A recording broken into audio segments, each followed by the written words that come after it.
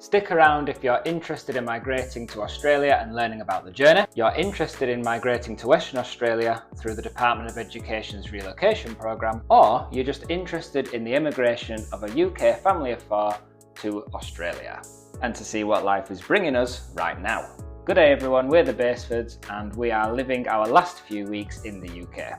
So let's recap recent events. So on Monday, was it? Monday the 30th of June. We got our visa grant. We had a little bit of Prosecco to celebrate. Also on the same day, we had an email from Housing and Transport who allocated us a rental property in South Headland. When they give you a house, they literally give you an address. There's no photos whatsoever, so we had to, the first thing we both did was type it into Google Maps and then have a look and do the street view. Can't see very much, can you? So that was very daunting. No, we found out that it's a 10-minute walk to the local park. It's on a cul-de-sac, which is perfect for having two little ones when you want to just go outside and ride on the bike and the scooters.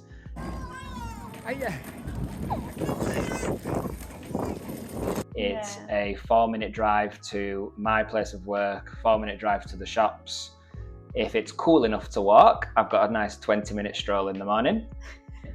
So it seems really nice. Somebody was kind enough to go on a drive-by of the house. So somebody living in Headland, she just offered, and it was so kind of her. So she took a photo and sort of talked about the neighbourhood and said it looked clean and tidy and things as well. So I think that's really good.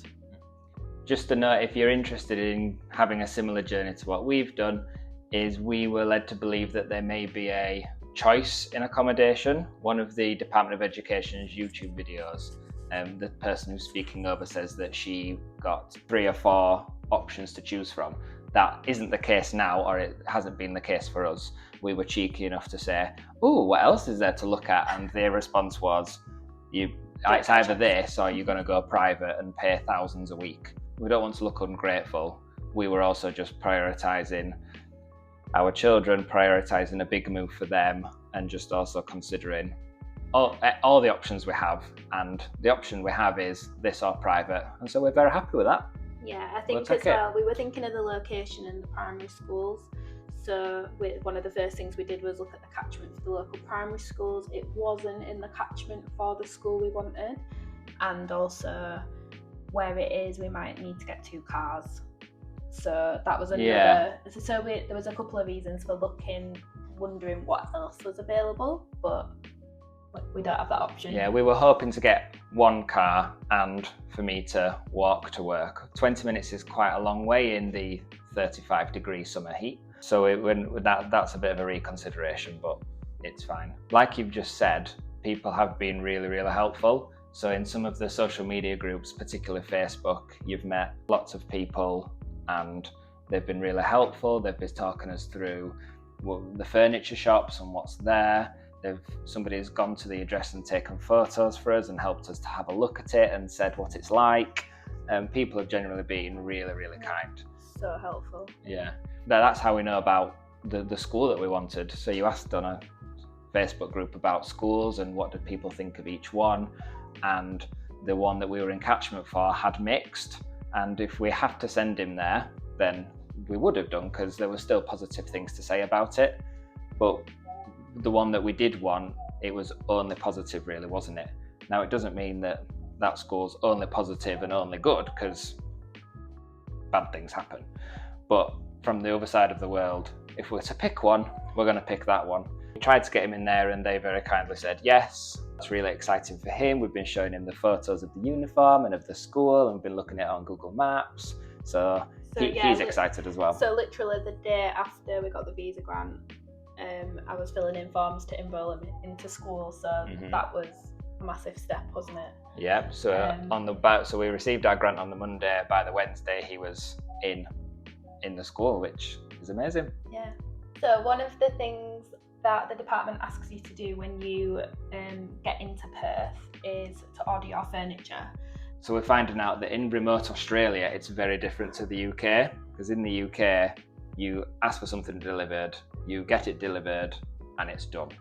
Whereas in regional Australia, some places just don't deliver. Some places do deliver, but months after you want them or can pay for them. So we're finding out little tips and tricks from people who are there about what to buy and how to buy it and where to buy it from. And people have been really, really nice.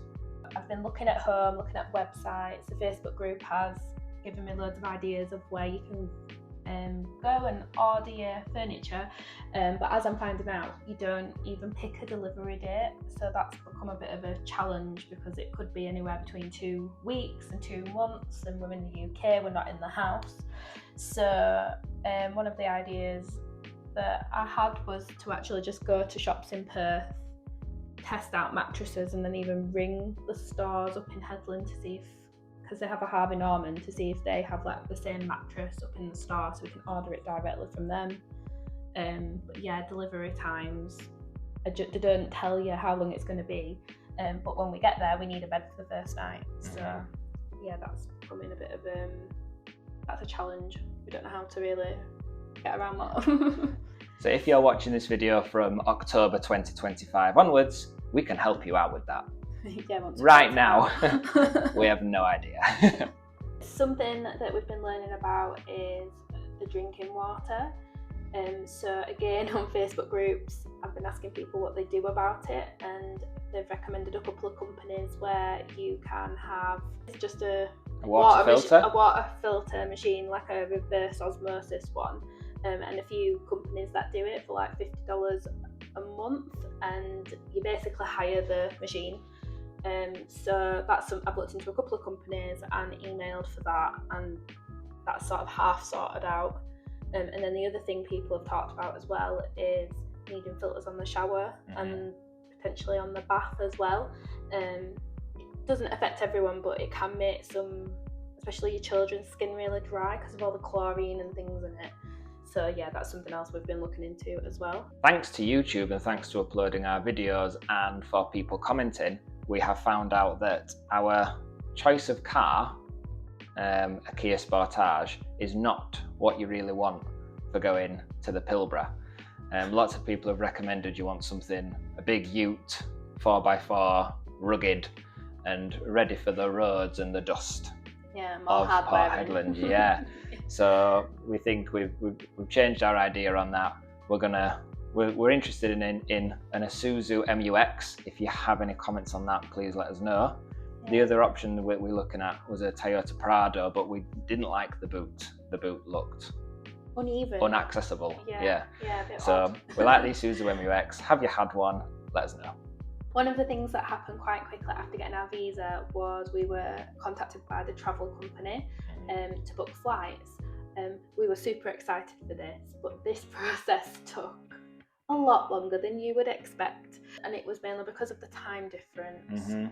The travel company are contracted by the Department of Education to liaise with us as the migrants to pick a flight, book the extra luggage, book the accommodation and the hotel that they give you the night before, and do all of those things. And because of that barrier, the time difference, it did take quite a while.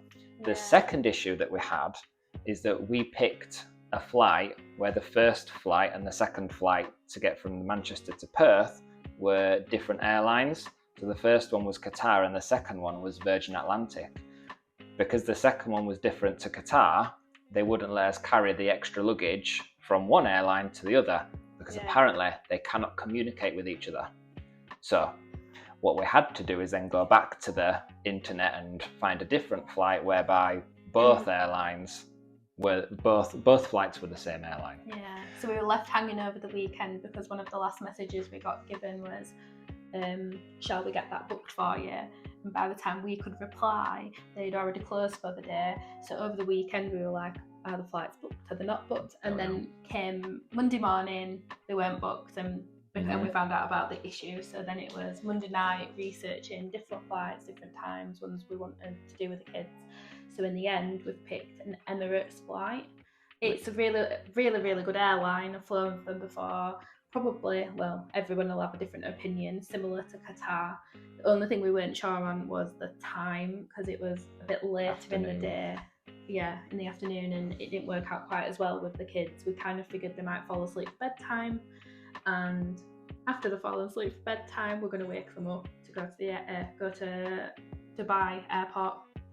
So it's like, right, you've just fallen asleep, now you're waking up. But I think we're just going to have to go with the flow with that one. Yeah, but we're gaining a bit of extra luggage. We're gaining a big A380 Airbus. And there was another thing we're gaining. We get 4 seats. We get four seats in the middle. In a row, which is better actually, because before I think we were going to be a 3 and a 1. Having a 1. Yeah, probably. I can see that. Yeah. I'd be there with both kids. Yeah. But that's been booked for the 8th of August, which is super exciting because it then meant the rest of the week we could figure out where we were going to sleep once we got there. Yeah. So we've booked. So our head's been in hotels, Airbnbs, where we want to stay for how long, car hire companies. We've got all this extra luggage which we don't want to cart around, because our plan is to stay in Perth for a few days. Then we're going out to Secret Harbour further south in Rockingham, and then we want to do a bit of travelling and we want to go down to Margaret River and things. So we're trying to plan out our journey. So if you've got any tips, please do let us know. I didn't want to carry all that extra luggage, so we've been looking for places that we can store the luggage as well. So we've sorted that out. And then also on this end, it's been cancelling things like mad. Cancelling phone contracts, our Virgin TV box, bank accounts. We opened an Australian bank account this week.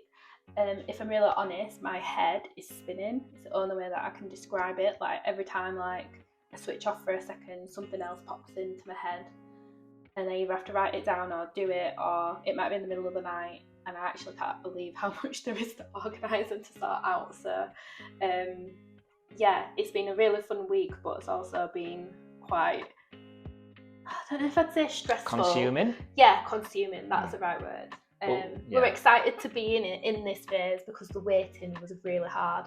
We are not good with waiting, and waiting for that visa was horrendous. So we'll bring you a packing video of how we're going to pack all of our things, how we're going to get our hand luggage ready for having a 24-hour travel experience with a 4 and a 2-year-old. We're going to think about what luggage needs to go to Perth but then in storage, because we won't need that to travel. And then during our travels down the west coast, we'll bring you all of those things, where we're staying, what we're doing, which places we've enjoyed going. Again, if you have any recommendations, let us know, because we're just kind of using Google AI and ChatGPT to help us plan some child-friendly things. But if you've got anything, do let us know. If you've liked the content so far, please like and subscribe. And just maybe you would like the video that pops up somewhere on screen now. If you haven't got time today, we'll see you the next time you're on. Catch you then.